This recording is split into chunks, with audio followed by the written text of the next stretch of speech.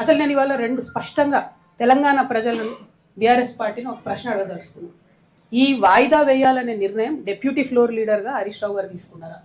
నేనైతే ఆయనే తీసుకున్నాడు అనుకుంటున్నాను. ఎందుకు తర్వాత మైక్ మన ఇంకొక డెప్యూటీ ఫ్లోర్ లీడర్ గారికి ఇస్తే, సవితమ్మ గారికి ఇస్తే, వద్దు వద్దు నేను మాట్లాడా, నా టైం కూడా హరీష్ రావు గారికి ఇవ్వండి అని ఆమంటారు. తర్వాత ఇంకో deputy floor leader Srinivas Yadav గారికి ఇస్తే, వద్దు వద్దు నేను మాట్లాడా, నా టైం కూడా ఆయనకే ఇవ్వండి అంటారు.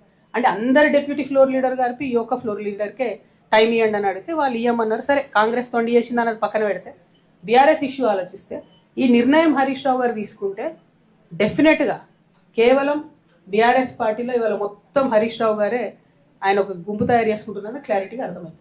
రెండు, ఒకవేళ ఆయన నిర్ణయం కాదనుకుందాం, కేసీఆర్ గారో పైనుంచి పార్టీ నుంచి వర్కింగ్ ప్రెసిడెంట్ గారో చెప్పారు అనుకుందాం.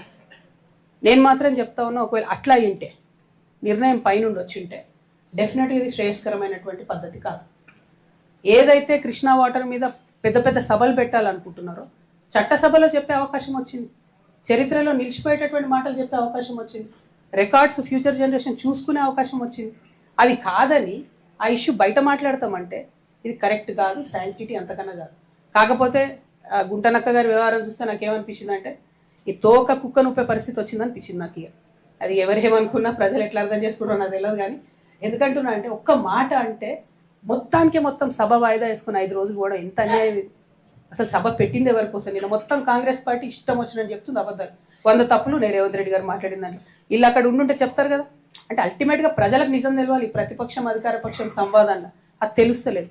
కాబట్టి నేను బీఆర్ఎస్ పార్టీకి